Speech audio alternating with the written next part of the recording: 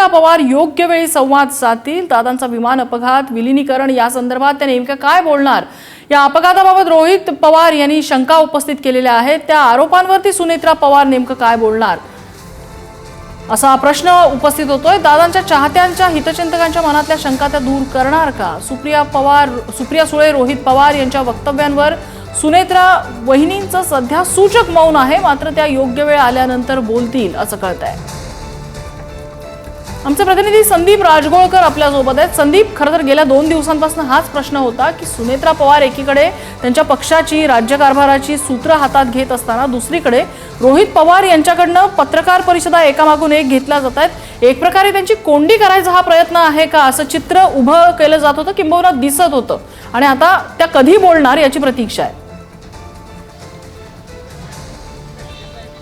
अगदी बरोबर आहे नम्रता। ज्यावेळेला उपमुख्यमंत्री अजित पवार यांच्या विमानाचा अपघात झालेला होता त्यानंतर संपूर्ण महाराष्ट्राला आजही या सगळ्याबद्दल एक संशय आहे, दाट संशय मनामध्ये आहे। हितचिंतक असतील, कार्यकर्ते असतील, आणि याला खरं तर वाचा फोडली ती त्यांच्याच पक्षातले आमदार अमोल मिटकरी यांनी।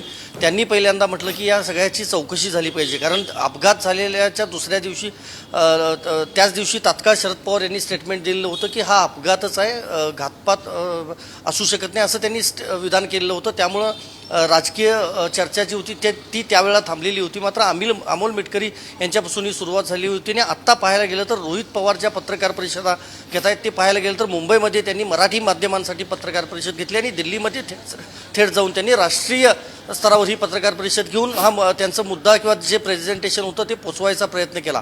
सगळ्यात महत्त्वाचं नम्रता, सुनेत्रा पवार, पार्थ पवार, अजय पवार हे पंतप्रधान मोदी आणि अमित शहा यांना भेटायला दिल्लीत असतानाच रोहित पवार यांनी दिल्लीमध्ये ही पत्रकार परिषद घेतली। त्यामुळे या सगळ्यावर पवार अजितदादांचं कुटुंबीय हे लक्ष ठेवून आहे असं म्हणता येईल, कारण आतापर्यंत अमोल मिटकरी असतील, रोहित पवार असतील किंवा इतर नेते थेट जरी बोलत असले तरी सुनेत्रा पवार किंवा त्यांच्या कुटुंबियांकडून अद्याप कुठलंही स्टेटमेंट आलेलं नाही। त्यामुळंच एकीकडे त्यांनी उपमुख्यमंत्रीपदाचा पदभार जो आहे तो सांभाळलेला आहे, आणि पुढच्या काही दिवसांमध्ये राष्ट्रीय अध्यक्षपदाची देखील जी प्रक्रिया आहे ती देखील सुरू केली जाणार आहे, आणि राष्ट्रीय अध्यक्षपद हे सुनेत्रा पवार यांच्याकडेच राहणार असं देखील सूत्रांकडून समजतंय। मात्र आमदारांमध्ये देखील मोठी अस्वस्थता आहे, आणि हे सगळे आमदार एकनाथ शिंदे किंवा मुख्यमंत्री देवेंद्र फडणवीस यांच्या गळाला लागून त्यांच्या पक्षात जाऊ नये अशी देखील एक भीती राष्ट्रवादी काँग्रेसमध्ये सध्या जी आहे ती पाहायला मिळते नम्रता। आणि त्यामुळे या सगळ्या संदर्भात सुनेत्रा पवार नेमकं मौन कधी सोडणार हा खरा प्रश्न आहे, कारण यापूर्वी सांगितलं होतं की धार्मिक विधी होईपर्यंत आम्ही बोलणार नाही, आणि विधी झाल्यानंतरच